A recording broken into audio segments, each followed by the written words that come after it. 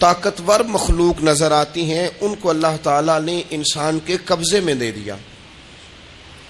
کتنا بڑا ہاتھی ہوتا ہے لیکن ایک چھوٹا سا بچہ اسے لیے پھرتا ہے، کتنا بڑا اونٹ ہے، کتنی طاقت رکھتا ہے، لیکن ایک چھوٹا سا بچہ اس کے ناک میں نکیل ڈالتا ہے اور اسے لے کے گھومتا ہے۔ اللہ تبارک و تعالیٰ نے اسے اشرف المخلوقات بنایا ہے۔ اتنے بڑے جہاز ایک انسان کے قبضے میں دے دیے ہیں، وہ جب چاہتا ہے جہاز اڑتا ہے، جب چاہتا ہے اسے زمین پہ اتار لیتا ہے۔ اللہ کی دی ہوئی طاقت سے ملکوں کو سر کرنا، بڑی بڑی ٹیکنالوجی کو ایجاد کرنا خدا نے اپنی توفیق سے اسے عطا کیا۔ اور پھر اگر وہ مسلمان ہے، پھر اگر وہ حضور کا غلام ہے، تو پھر تو فرمایا کنتم خیر امت اخرجت للناس، انسان ساری مخلوق میں افضل ہیں اور میرے محبوب کا کلمہ پڑھنے والے سارے انسانوں میں سب سے افضل ہیں۔ ان کو اللہ نے اور زیادہ فضیلتوں سے، برکتوں سے مالا مال کیا۔ یہ وہ مخلوق ہے، یہ وہ لوگ ہیں، یہ وہ امت ہے کہ جو صرف ارادہ کرتی ہے نیکی کا، کرتی نہیں، ارادہ کرتی ہے تو اللہ نیکی کرنے کا اجر عطا فرما بھی دیتا ہے۔ یہ ابھی پلان کرتی ہے کہ میں یہ کام کروں گا تو رب اس کا ثواب شروع بھی فرما دیتا ہے، لیکن پتہ نہیں کیا ہو گیا ہے لوگوں کو، نیکی کے ارادے کرنے ہی چھوڑتے جا رہے ہیں، نیکی کی منصوبہ بندی کرنی ہی چھوڑ دی ہے، خیر کے لیے پلان کرنا ہی چھوڑ دیا ہے۔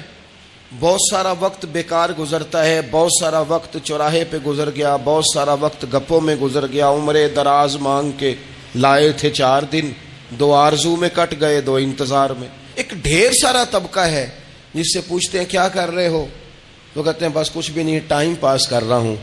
تو میں کہتا ہوں یار اتنا فالتو ٹائم کہاں سے آیا جسے پاس کرنا پڑا؟ میں بور ہو رہا ہوں تو میں کہتا ہوں بور ہونے کے لیے وقت کہاں سے لیا آپ نے؟ آپ تو مسلمان ہیں، آپ کا تو وقت شریعت نے بڑا قیمتی کر دیا ہے۔ آپ تو 1 منٹ میں 3 بار سورہ اخلاص پڑھ سکتے ہیں۔ آپ کو تو ذرا سا وقت ملے تو آپ جا کے 2 رکعت نماز کی نیت باندھ سکتے ہیں۔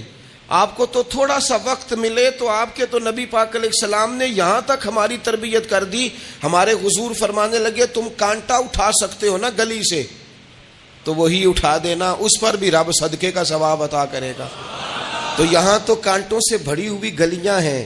میرے نبی پاک نے تو فرمایا تھا کسی مومن کو بس خوش کر دینا، وہ چاہے لمحے کے لیے ہی ہو، اس کے دل میں راحت ڈال دینا، اسے تسلی دے دینا، روتے ہوئے آنکھ آنسو پونچھ دینا، اس کو کہہ دینا میں تیرے ساتھ ہوں۔ فرمایا مومن کے دل میں تم نے خوشی داخل کر دی تو 60 سال نفل پڑھنے سے اللہ تمہیں زیادہ ثواب عطا کر دے گا۔ تو یہ فارغ بیٹھنے کا وقت کہاں سے آیا؟ یہ بور ہونے کا ٹائم کہاں سے آیا؟ ہم نے اپنے آپ کو بیکار کر لیا ہے، اور رب نے نہیں بیکار پیدا کیا، ہم نے بیکار کر لیا، ہم نے اپنے آپ کو زنگ لگا لیا۔ ملت کا وہ جوان جس کو چاہیے تھا کہ وہ خاندان کے 20 50 60 لوگوں کو لے کر چلتا، کفالت کرتا، نمائندگی کرتا، آگے بڑھ کے کہتا میں ہوں نا، گھبرانا نہ، وہ نوجوان خود دکھ سناتا ہے رو رو کے، وہ مجبوریاں سناتا ہے، وہ کچی کچی باتیں کرتا ہے، وہ کہتا ہے مجھے کالا جادو ہو گیا ہے، وہ کہتا ہے فلانے کی نظر لگ گئی ہے، وہ کہتا ہے چچا نے آگے نہیں جانے دیا، وہ کہتا ہے میں ابا جی نے صحیح تقسیم نہیں کی تو میں پیچھے رہ گیا۔ اتنی کمزور بات کرے گا، اور وہ مسلمان اپنی صلاحیت کو پہچانے۔ حضرت سعدی شیرازی کے پاس ایک شخص نے بیٹھ کے اپنے دوستوں کی غلطیاں گنوانی شروع کر دی، ان میں یہ بھی غلطی ہے، یہ بھی غلطی ہے، یہ بھی غلطی ہے، یہ بھی غلطی ہے، یہ بھی غلطی ہے۔ تو حضرت سعدی ہنس پڑے، فرمانے لگے اور یاد رکھ تیرے سجن بڑے ہی برے ہیں، پر پانی بڑا بھی گندا ہو نا تو آگ بجھانے کے کام پھر بھی آ جایا کرتا ہے۔ کوئی تو خوبی ان میں تلاش کر لینا، پانی بڑا بھی گدلا ہو تو آگ تو بجھاتا ہے کہ نہیں بجھاتا؟ ہمارا یہ مزاج بن گیا ہے کہ ہم اپنی صلاحیتوں سے کام ہی نہیں لیتے، ہمیں پتہ ہی نہیں ہم کیا کر سکتے ہیں۔ میرے رسول پاک صلی اللہ علیہ وسلم کا کمال یہ ہے کہ حضور نہ انسان کی صلاحیتیں اجاگر کر دیتے، محبوب اجاگر کر دیتے، حضور اندر جذبہ پیدا کر دیتے۔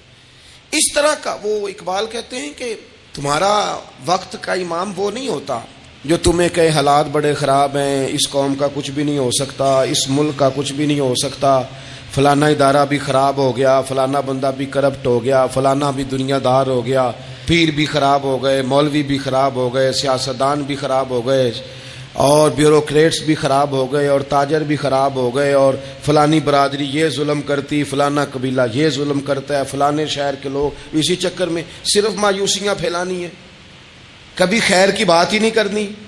لیکن اقبال کہتے ہیں کہ ہے وہ تیرے زمانے کا امام برحق جو تجھے حاضر و موجود سے بیزار کرے اور موت کی شکل میں دکھلا کے تجھے جلوہ یار زندگی تیرے لیے اور بھی دشوار کرے، وہ تیرے اندر رمق پیدا کرے۔ آج جو حاجی غار سور پہ جاتے ہیں تو یہ لوگ پانی کی بوتل ان کی بغل میں ہوتی ہے، رستے میں 3-4 جگہ بنی ہوئی ہیں، پانی پئیں، چائے پئیں، جوس پئیں، بندوبست ہے، آپ کے کھانے پینے کے لیے آپ چیزیں خرید سکتے ہیں۔ اوپر جائیں تو وہاں بھی سارا کچھ بیٹھنے کا بہترین اہتمام ہے۔ جب حضرت صدیق اکبر گئے تھے تو دن کو نہیں گئے تھے، رات کو گئے تھے، اور جناب اسماء بنت ابی بکر جب رات کو کھانا لے کے جاتی تھی تو وہاں تو دن کو آج بھی 1400 سال کے بعد بھی آبادی کوئی نہیں۔ اس وقت کیا منظر ہوگا، اور اب رستہ بن گیا تھا، اب تو رستہ بھی نہیں تھا۔ تو حضرت اسماء کہتی ہیں میں اکیلی روٹی پکاتی تھی، پھر اسے باندھتی تھی، پھر میں یہ نہیں کہ 2-4 میرے ساتھ ساتھی چلو تو پھر غار سور پہ چلتے ہیں، لوگ تو یوں جاتے ہیں نا۔ فرماتی میں دیکھتی تھی ادھر ادھر کہ کوئی ہے تو نہیں، دیکھ تو نہیں رہا۔ جب کوئی نہیں ہوتا تھا تو رات کو جاتی تھی اور غار پہ کھانا دے کے آتی تھی، اور حضرت صدیق اکبر نے حضور کو کندھوں پہ بٹھا کے کہا تھا حضور پتھر نکیلے ہیں، ان کی نوک تیز ہے، کہیں مقدس قدموں کو تکلیف نہ دیں، اگر مہربانی کریں تو میرے کندھوں پہ نہیں بیٹھ جاتے؟ حضور حضرت صدیق اکبر کے کندھوں پہ بیٹھ گئے۔ درویش کہنے لگے پباں پار قدم نہیں جے لاؤندا تے سور پہاڑ تے چڑھیا جاندا، او پیا جاندا جے یار نبی دا، اے اصلی دلدار نبی دا، او پیا جاندا جے یار نبی دا، اے اصلی دلدار۔ اپنے اندر جذبہ پیدا کرے، ہم کچھ کر سکتے ہیں۔ غریب ساری زندگی دکھ ہی سنائے گا کہ میں غریب ہوں، اس نے محنت کب کرنی ہے، جد و جہد کب کرنی ہے، اس نے آگے کب پڑھنا ہے، وہ کب تک یہ کام کرے گا۔ اپنی زندگی کے اندر شعور پیدا کریں اور اپنی صلاحیت سے کوئی نفع لیں۔ آپ کیا کر سکتے ہیں زندگی میں؟ میں نے کہا کچھ نہیں کر سکتے، گلی سے روڑا تو اٹھا سکتے ہیں کہ نہیں؟ کچھ انقلاب اپنے مزاج میں پیدا کریں، کچھ تبدیلی پیدا کریں۔ اس کے لیے سب سے زیادہ ضروری یہ ہے کہ ہم اپنے اندر اخلاقی تبدیلی لانے میں کامیاب ہو جائیں۔ کائنات میں ایک قوم وہ سمجھتی ہے جن کا اخلاق سنور جاتا ہے، اور جو لوگ اپنے اندر اخلاقی تبدیلی نہیں نہ لاتے، آپ دیکھیں نبی پاک علیہ السلام کا انقلاب کس طرح کا ہے۔ عرب کے لوگ سمجھتے تھے کہ معاف کرنا بزدلی ہے، صبر کرنا بزدلی ہے۔ وہ کہتے تھے یہ کیا بات ہوئی، ہمارا دشمن کیا سمجھے گا کہ بزدل ہے، انہوں نے معاف کر دیا ہے۔ وہ کہتے تھے معاف کر دیں تو کمزور پڑ جائیں گے، سامنے والا کہے گا کہ ان کے پلے کچھ نہیں، معاف کر دیا۔ اور ہمارے زمانے میں آج معاف کمزور آدمی کرتا ہے، طاقتور آدمی معاف نہیں کرتا۔ وہ جس کے پاس طاقت نہیں ہوتی وہ کہتا ہے ٹھیک ہے میں نے اللہ پہ چھوڑ دیا، حالانکہ اس نے بھی اچھا کیا، پر کمال تو یہ ہے کہ تیرے پاس ساری طاقت ہو پھر بھی تو فیصلہ اللہ پہ چھوڑے۔ اور حضرت موسیٰ کلیم اللہ علیہ السلام نے عرض کیا تھا مالک تیرے بندوں میں تیری نظر میں معزز کون ہے؟ تو رب کریم نے فرمایا میرے کلیم جس کے پاس بدلہ لینے کی طاقت ہو پھر بھی معاف کر دے وہ رب کی نظر میں بڑی عزت والا ہے۔ عرب کے لوگ سمجھتے تھے یہ بزدلی ہے کہ میں معاف کر دوں، لیکن حضور نے ان کو اخلاقی طور پہ بدل دیا، اور نبی پاک نے فرمایا معاف کرنا بزدلی نہیں، یہ تو اعلیٰ ظرفی ہے۔ تو پھر کس طرح بھلا معافی ان کو ہوئی؟ فتح مکہ کے دن حضور نے اس طرح نہیں معاف کیا کہ پہلے ہمارے ہاں بھی لوگ معاف کرتے ہیں تو ہم پتہ کس طرح معاف کرتے ہیں، پہلے ساری اس کی زیادتیاں گنواتے ہیں۔ پتہ ہے نا تو نے اس وقت کیا کہا تھا، یاد ہے نا تو بڑی ڈینگے مارتا تھا، یاد ہے نا تو بڑی بڑکے مارتا تھا۔ عرب کے لوگ سارے سامنے کھڑے ہیں، پتہ کون کون ہے؟ اکرمہ بن ابو جہل آخری دن تک لڑے، ابو سفیان آخری دن تک لڑے، سارے لوگ سامنے کھڑے، کچھ بھاگ گئے ہیں جان بچا رہے ہیں۔ حضور نے کیا فرمایا؟ فرمایا پتہ تمہارے ساتھ آج سلوک کیا کرنا ہے؟ یا رسول اللہ بتائیے۔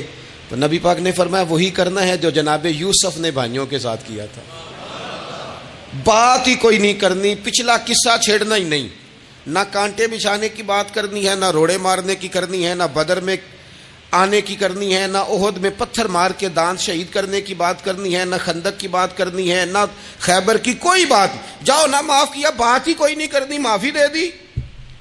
ابو سفیان کہنے لگے حضور مجھے بھی معافی ہے. سونیا تیرے کرم پہ قربان جاؤں. میرے کریم فرمانے لگے تو قبیلے کا سردار ہے، مکے شریف کے لوگ تجھے بڑا سمجھتے ہیں، دیکھ حضور معاف بھی کرتے ہیں اور عزت بھی دیتے ہیں. فرمایا جا میں نے تجھے معاف کیا، اور جو تیری حویلی میں آ کے پناہ لے لے گا میں اسے بھی معاف کر دوں گا. اسے بھی معافی مل جائے گی جو تیرے گھر آ جائے گا. اب تبدیلی آ گئی، وہ جو اندر کفر تھا وہ ٹوٹ گیا، انقلاب آ گیا. یہی ابو سفیان جو کل تک مخالفت میں لڑتے تھے، پھر یہ حضور کے ساتھ جنگوں میں جاتے، اور اس طرح جاتے کہ حضور گھوڑے پہ بیٹھے اور جناب ابو سفیان نے گھوڑے کی لگام تھامی ہے. ہر میدان میں گئے، ہر جگہ خدمت کی. اکرمہ بن ابو جہل کا پتر ہے، کوئی کسر نہیں چھوڑی اس نے، حد کر دی، ہر جگہ لڑا، ہر مقام پہ. لیکن فتح مکہ کے موقع پر یہ بھاگ گیا تھا، جان بچا کے چھپ گیا. اس کی بیوی آئی، آگے کہنے لگی سونیا میرے چھوٹے چھوٹے بچے ہیں، مجھے پتہ چلا ہے کہ میرے شوہر کے لیے آپ نے ڈیتھ وارنٹ جاری کر دیے ہیں کہ جہاں ملے مار دیا جائے. صحابہ نے یہ اعلان کیا ہے، وہ سخت مجرم ہے، اس کے لیے سخت آرڈر جاری کیا گیا ہے. تو کریم کیا فرمانے لگے؟ حضور فرمانے لگے تو کیا چاہتی ہے؟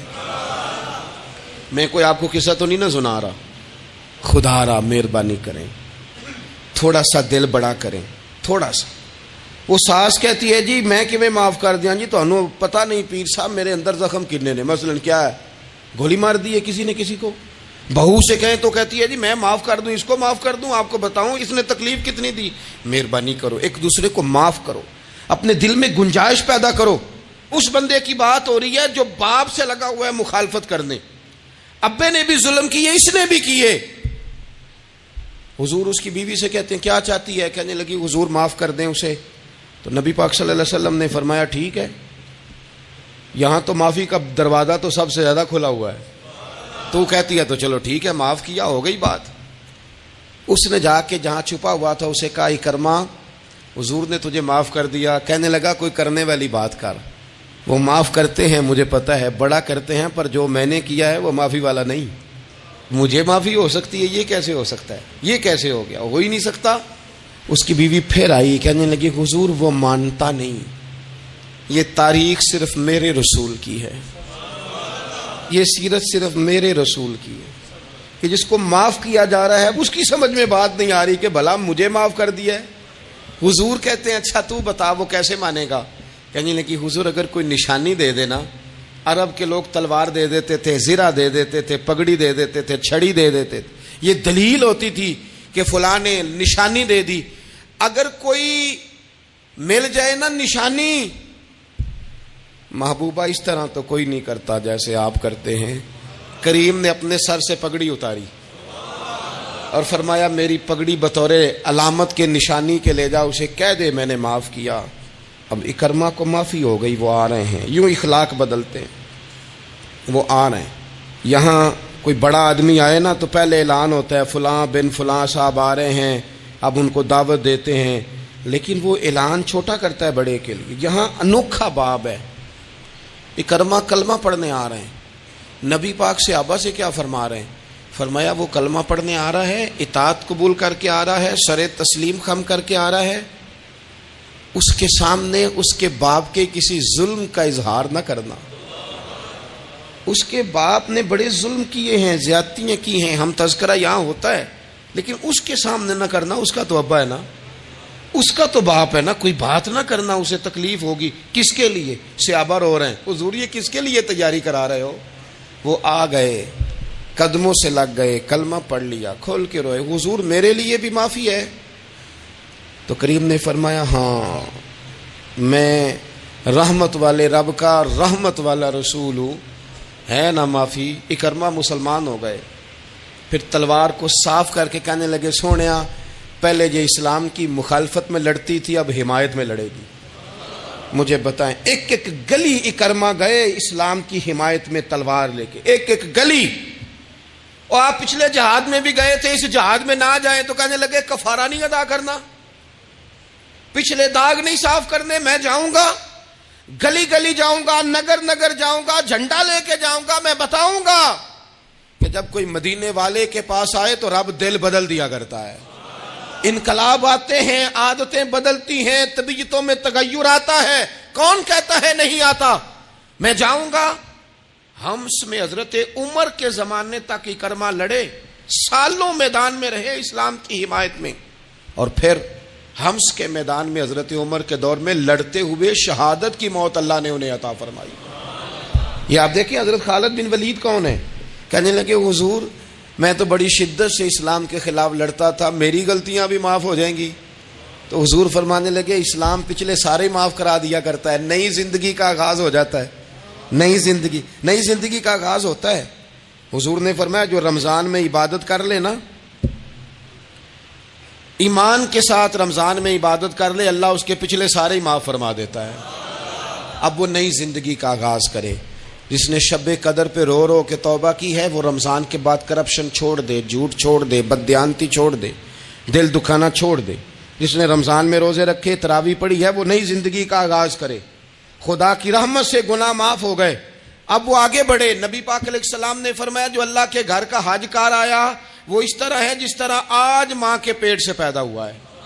اب نئی زندگی کا آغاز کرے، اب وہ اپنی عادات میں تبدیلی لائے، اب وہ بدل جائے۔ میں کس درد سے یہ بات آپ سے کروں کہ 50 لاکھ مسلمان ہر سال حج کرتا ہے، اگر 25 لاکھ کا کردار بھی ٹھیک ہو جائے تو سال کا 25 لاکھ با کردار مسلمان اگر دنیا کو دیا جائے تو بتائیے امت مسلمہ کا سر کتنا اونچا ہوگا۔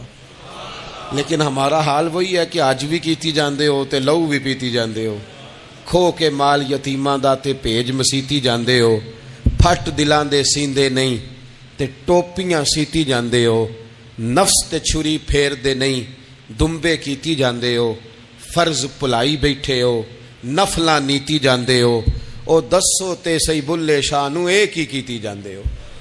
بات وہی ہے کہ کعبے گئے، مدینے گئے، کربلا گئے، جیسے گئے تھے گھوم پھر کے ویسے ہی آ گئے۔ کچھ تبدیلیاں اپنے مزاج میں لائیں، اپنی عادات میں لائیں۔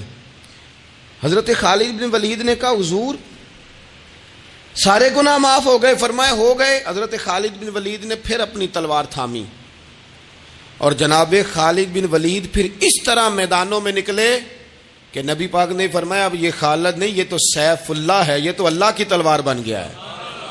اس جذبے سے، شوق سے اپنے مزاج کو تبدیل کر کے اس طرح میدان میں آئے، فرمایا اب یہ اللہ کی تلوار ہے۔ پورا وجود زخمی کرایا اور ساری زندگی اسلام کی حمایت میں تلوار چلائی۔ ہم بدل سکتے ہیں، تبدیلی آ سکتی ہے، ہمیں بدل جانا چاہیے۔ بہلول دانا سے کہا تھا ہارون رشید نے کہ مجھے کوئی نصیحت کر دے، میں بادشاہ ہوں، سخت دل ہو جاتا ہے کئی دفعہ۔ تو حضرت بہلول دانا کہنے لگے میں کیا نصیحت کروں، آپ کا باپ کہاں ہے؟ کہنے لگے قبرستان میں۔ کہا ایک بڑا بھائی بھی تھا، بڑا پیار کرتا ہے، سنا آپ سے، کہاں ہے؟ کہا قبرستان میں۔ تو کہا وہ ایک چچا زاد بھی آپ کے ساتھ میں نے دیکھا ہے، کہا وہ بھی قبرستان میں۔ یاد کرانا شروع کیا حضرت بہلول نے، فرمایا وہ ننہال والے، ددہال والے، وہ ماموں، وہ چاچو کا سب قبروں میں۔ آخری جملہ کہا، فرمایا تیرا ایک پتر بھی تھا، چڑھتی جوانی تھی، قد اونچا تھا، رنگ گورا تھا۔ ہارون رشید رو پڑے، کہنے لگے حضور وہ بھی قبرستان میں۔ تو فرمایا جس نے اتنے جنازے پڑھے ہوں اسے میں نصیحت کروں؟ تیرا کیا خیال ہے، تو نے نہیں جانا؟ یارو ہم نے اپنے کئی کلاس فیلوں کے جنازے پڑھے ہیں، بڑا پیار تھا میرا اپنی دادی کے ساتھ، تو 97 میں وہ انتقال کر گئیں، دادا ابو چلے گئے، اماں جی چلی گئیں، ابا جی چلے گئے، نانا چلے گئے، پھپھا چلے گئے، دوست چلے گئے۔ یہاں پچھلے سال کئی سنگی تھے، اس سال نظر نہیں آتے، رخصت ہو گئے۔ او سنگیو یہ تو ساری تیاری ہے، ہم نے بدلنا کب ہے؟ اب تو ہمارا بڑھاپا آنے کو ہے، اب تو بال سفید ہونے کو۔ تبدیلی کس وقت؟ اللہ تعالیٰ نے قرآن مجید فرقان حمید کے اندر فرمایا اللہ ولی الذین آمنوا یخرجہم من الظلمات الی النور۔ اللہ مومنوں کا ولی ہے، وہ انہیں اندھیروں سے نور کی طرف نکالتا ہے، وہ رستہ دکھاتا ہے۔ بار بار راہ کھلتی ہے ہمارے سامنے پر ہم قبول کرنے کو تیار نہیں ہوتے. کچھ تبدیلی اب آ جائے, کچھ زبان میں مٹھاس آ جائے, کچھ ہمارے عمل میں پختگی آ جائے. ہم نہ بہت سارے کام لوگوں کو دیکھ کر کرتے ہیں, اس سے تھوڑی جان چھڑائی جائے. کچھ اپنے اندر جو قباہتیں ہیں, کچھ اپنے ساتھ جنگ کی جائے. نبی پاک علیہ السلام نے فرمایا افضل جہاد اپنے نفس سے لڑائی کرنا ہے. اپنے آپ کے ساتھ کچھ جد و جہد کی جائے, کچھ اپنے خلاف بھی چلا جائے. ساری زندگی دوسروں سے لڑتے, دوسروں پر اپنی غلطیوں کا بوجھ ڈالتے گزر گئی, کچھ اپنے نفس پر بھی. حضرت باجید بستامی سے کسی نے کہا حضور میں نے اللہ تک جانا ہے, رستہ بتا دیں. فرمایا 2 قدم کا رستہ ہے. فرمایا 1 قدم اپنے نفس کی خواہش پہ رکھ لے تو دوسرا قدم تیرا رب تک پہنچ جائے گا. تو اپنے آپ کو کنٹرول نہیں نہ کرتا, اپنے آپ سے تو لڑ پہلے. اقبال کہتے ہیں ڈھونڈتا پھرتا ہوں اے اقبال اپنے آپ کو, آپ ہی گویا مسافر آپ ہی منزل ہوں میں. نبی پاک نہ تبدیلی کرتے. یہ جو لوگ کہتے ہیں نا کیسے بدلوں, تو حضور بدلنے ہی تو آئے ہیں. حضور بدلنے. حضرت مازن ایک صحابی ہیں, وہ کہتے ہیں میں بت کی پوجا کرتا تھا. امام بہقی نے لکھا ہے میں بت پوجتا تھا. ایک دن میرے بت کے اندر سے آواز آ گئی تو کب تک مجھے پوجے گا, مدینے میں تو حضور جلوہ فرما ہو گئے ہیں. کہتے ہیں 2 دفعہ 3 دفعہ بت مجھے پیغام دے رہا ہے کہ حضور کی طرف جاؤ. بت کہتے ہیں میں وہاں سے چلا, حضور کی بارگاہ میں پہنچا تو نبی پاک علیہ السلام کی خدمت میں حاضر ہو کے میں نے عرض کی یا رسول اللہ کمال ہو گئی, لوگ بتوں کو پوجتے ہیں اور میرا بت کہہ رہا تھا جا کے حضور کا کلمہ پڑھ لے. او سکیاں کھجوراں اگا جام دے تے پتھراں تو کلمہ پڑھا جام دے. فرمایا وہ انہوں نے مجھے بت نے بھیجا ہے. حضرت مازن کہتے ہیں حضور کی بارگاہ میں آیا, نبی پاک نے کلمہ پڑھایا تو میں نے عرض کی حضور میرے اندر کچھ قباہتیں بھی ہیں, کسی کی چیز دیکھ کے میرا جی للچا جاتا ہے, میں چوری کر لیتا ہوں, بدکاری کا بھی مزاج ہے, شراب نوشی بھی ہو جاتی ہے. کہتے ہیں حضور نے میرے سینے پہ ہاتھ رکھا, میرے لیے دعا کر دی. آپ فرماتے ہیں گردن اونچی تھی کبھی نیچی نہیں ہوئی تھی, پر وہ کلمے کی کیا برکت آئی کہ ایسا سر جھکا کہ وہ جھکا ہی رہا. ایسی تبدیلی آئی کہ آ گئی, نفرت ہو گئی. کہتے ہیں حرام مال آتا ہے تو میری طبیعت پہ بوجھ بن جاتا ہے. میں اکثر دوستوں سے کہتا ہوں کہ ہم نا ہمارے ہاں لوگوں کا عجیب مزاج ہے, وہ اپنا مائنڈ سیٹ کر لینا, کبھی ذہن بنا لینا یہ چیز حرام ہے تو وہ کبھی بھی حلق سے نیچے ہی نہ جائے. آپ گوشت کھا رہے ہوں اور بڑا اچھا پکا ہوا ہے, بہترین مسالہ جات لگے ہوئے ہیں بہترین, آپ کھا رہے تھے گوشت, کوئی بندہ آپ کے کان میں آ کے کہہ دے صدقے کا ہے, اس کا منہ میں ذائقہ بدل جاتا ہے کہ نہیں؟ بھائی گوشت تو وہی ہے, یہ کیسے بدل گیا؟ کیونکہ آپ کے نا وہاں کمپیوٹر میں فٹ ہے کہ صدقہ میرے لیے درست. آپ وہ کہتے ہیں یہ تو فارم بن گیا. بھائی یہ کیا بن گیا؟ چلیں اس سے بھی آگے چلتے ہیں. آپ کھا رہے تھے گوشت اور بڑا لطف آ رہا تھا تو کسی نے کہہ دیا کہ یہ تو جانور ٹھیک ہی نہیں تھا, بیمار تھا یا حرام تھا, ذبح ہی نہیں کیا تھا, صحیح طور پر ایسے ہی اس کو پکا دیا, مر گیا تھا. تو اب تو یہ حال ہوتا ہے کہ الٹیاں شروع ہو جاتی ہیں. کیوں؟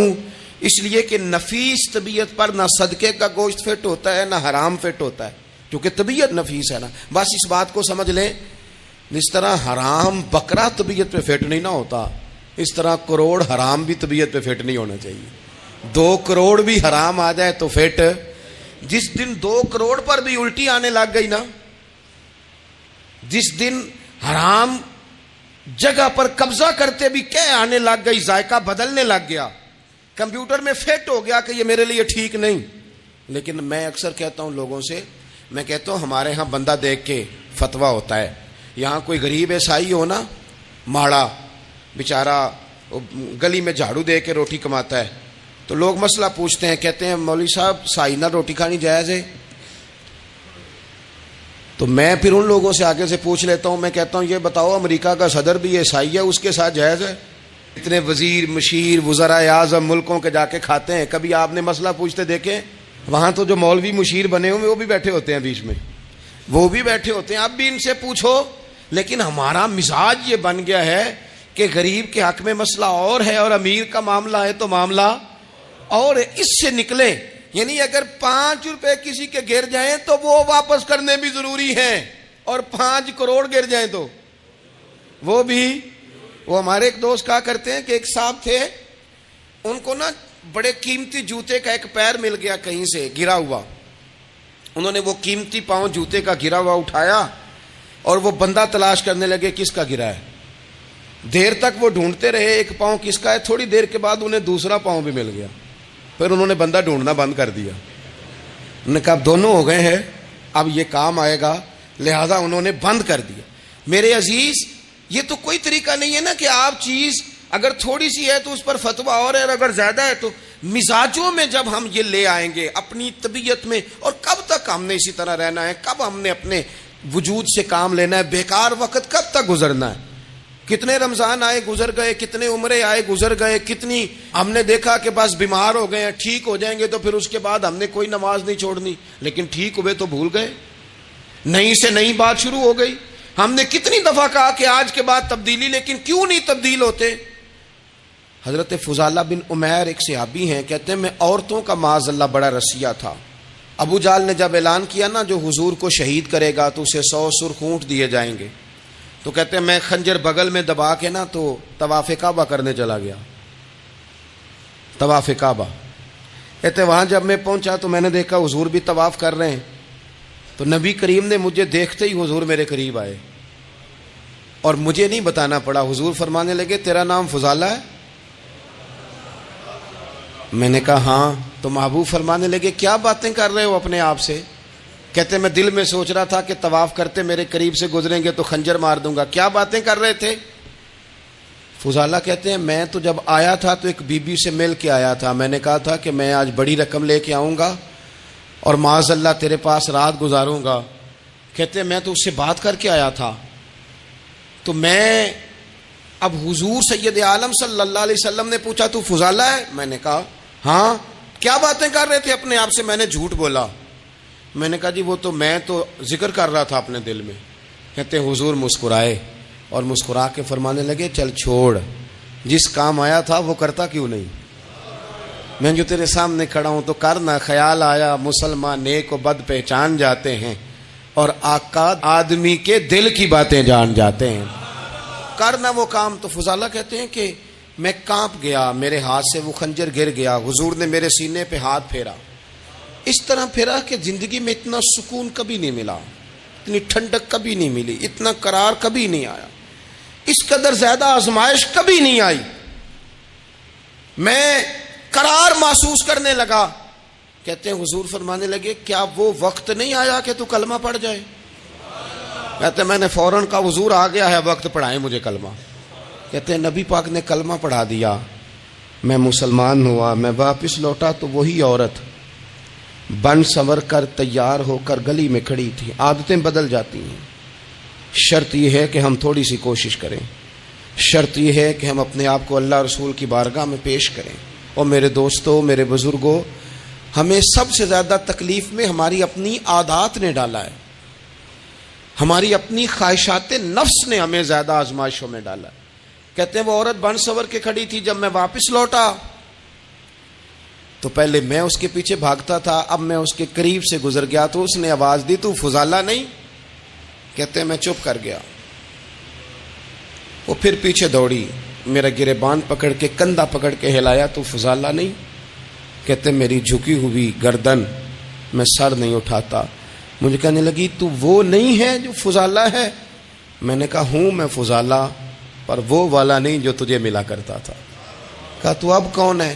کہنے لگے میرا ٹائٹل بدل گیا ہے، میرا تعارف بدل گیا ہے، اب میں رسول کائنات کا غلام ہو گیا ہوں، اب لوگ مجھے مسلمان کہتے ہیں، اب میری نگاہوں میں جچتا نہیں کوئی، جیسے میرے محبوب ہیں ایسا نہیں کوئی۔ کہتے ہیں بدل گئی عادت، میں وہی ہوں پر میرا لہجہ، میرا مزاج ہی بدل گیا۔ حضرت جریر ابن عبداللہ کہتے ہیں میں کاروبار کرتا تھا اور مجھے بڑا سلیقہ آتا تھا کاروبار، میں سستی ترین چیز خریدنے کا ملکہ رکھتا تھا، لیکن فرماتے ہیں کہ جب میں حضور کا کلمہ پڑھنے گیا تو نبی پاک نے مجھے فرمایا میرا دین کسی کا بھلا کرنے کا نام ہے، الدین النصیحہ، خیر خی کرنا۔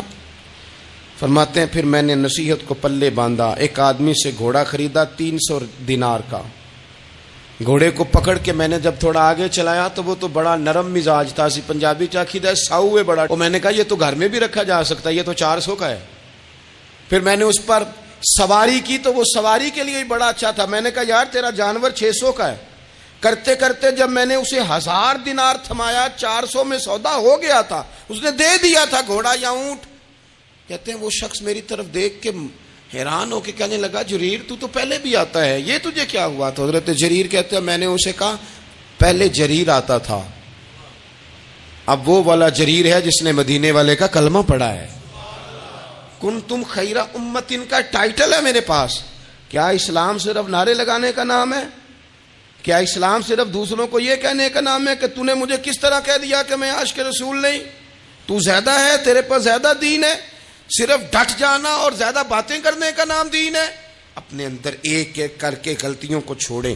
آج کچھ عہد کریں کہ ہم نے فلاں فلاں گناہ سے جان چھڑانی، اپنے اندر کچھ تبدیلیاں لائیں، اور کسی کو بتانے کی ضرورت نہیں، ہمارا اور ہمارے رب کا معاملہ ہے۔ اکیلے میں بیٹھ کے اللہ کے حضور عہد کریں، اکیلے میں بیٹھ کے۔ آج میں نے آپ سے خدمت میں ایک اپیل کرنی ہے، وہ یہ ہے کہ ہم نے نہ آج عہد کرنا ہے کہ ہم نے جھوٹ نہیں بولنا۔ ایک دفعہ ہم نے بچے سے کہا تھا، مجبور تھے، شاید بڑے مجبور ہوں گے ہم، کسی صاحب نے نا بڑی مجبوری میں ایک دن اپنے بچے سے کہہ دیا، وہ باہر آیا تھا بندہ پیسے لینے، اس کا قرض دینا تھا، تنگ دستی تھی، مجبوری تھی، تو اس نے کہا بیٹا ادھر آ، اسے جا کے کہا ابو گھر نہیں۔ آپ نے ایک دفعہ کہا، پھر آپ ساری زندگی روئیں گے کہ پتر میرے ساتھ تو سچ بولا کرنا، لیکن وہ نہیں بولے گا۔ یہ جھوٹ اتنی بڑی مصیبت ہے۔ عورت اپنے شوہر سے کہتی ہے پیسے تھوڑے دے دیا کر، جوڑے ایک میں گزارا کر لوں گی، میرے ساتھ سچ تو بولنا، وہ سچ تو بول۔ تو اگر لاہور جاتا ہے تو مجھے لاہور کا ہی بتا کے جا، میرا رشتہ پیسوں سے نہیں اعتماد سے جڑا ہے۔ ماں کہتی ہے ماں بیٹے سے، پتر سچی بات تھوڑی کر لیا کر، سچی کیا کر۔ سچ ختم ہو گیا۔ اب لوگوں نے جھوٹ کا نام بدل دیا ہے، کہتے ہیں میں نے بہانہ کر دیا تھا۔ او بھئی آپ نے جھوٹ بولا تھا، صاف صاف کہیں، نام بدل دیا۔ جھوٹ کھا گیا میرے ملک کو، جھوٹ کھا گیا اس ملت کو، جھوٹ نے اس امت کو قریب سے آ کے تھام لیا۔ ہم بڑی آزمائش میں ہیں، ہم مطلب ہر شخص ہی الا ماشاء اللہ، ہر شخص ہی۔